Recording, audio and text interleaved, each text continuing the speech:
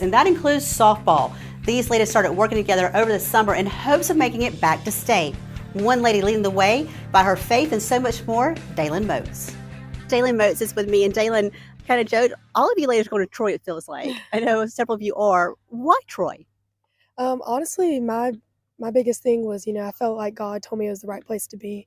There was a lot of prayers that went into it, and just as soon as I walked on campus, I knew it was it for me. You mentioned that that's where you felt God wanted you to be, and I was asking you what you're involved in, and the first thing you said was your church. Mm-hmm. And one thing you do is with the little ones, the ministry. Yes. Talk about why you serve there and what you guys do. I feel like God has really called me to children. I'm always first person at a baby, anything. My family calls me Baby Whisperer. Just anything to do with kids. I actually, after softball, I want to do pediatric nursing. I think I'm really good with kids, and all we do, we still teach God to them, obviously, just at a much younger level, and just be there for them, let them know they're loved. Now, you also mentioned something that you guys do during Christmas time, and this may air after that.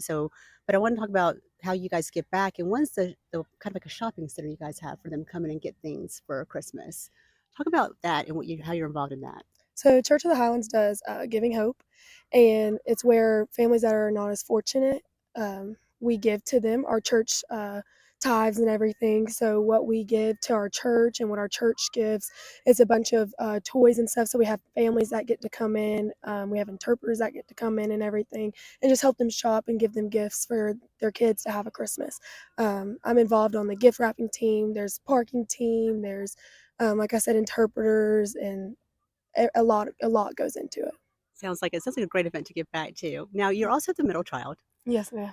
So I always like to kind of ask what people learn from their older siblings, but I want to know what you've learned from your little sister. My little sister has definitely taught me to be a bright light in people's lives. No matter what happens in her day or anything, she's always the first one to ask if you're okay, the first one to be there for you, first one to hug you. Just honestly, I know the older siblings are supposed to be the tough ones, but she's the one always there for everybody. I love that. Now, your brother will be upset if I don't ask about him. What do you think he's learned from you? Let's see. Gosh, competitiveness. Me and Gage have gone at it for years. Him being he was a collegiate athlete, and I'm going to be a collegiate athlete. We've definitely pushed each other though, to be the best that we can both be.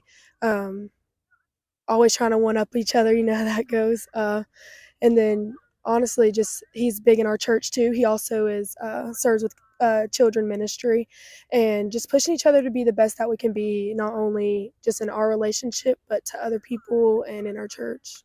What do you think, I'm into with this, what is the one thing the Thompson softball program has impacted you away from the game?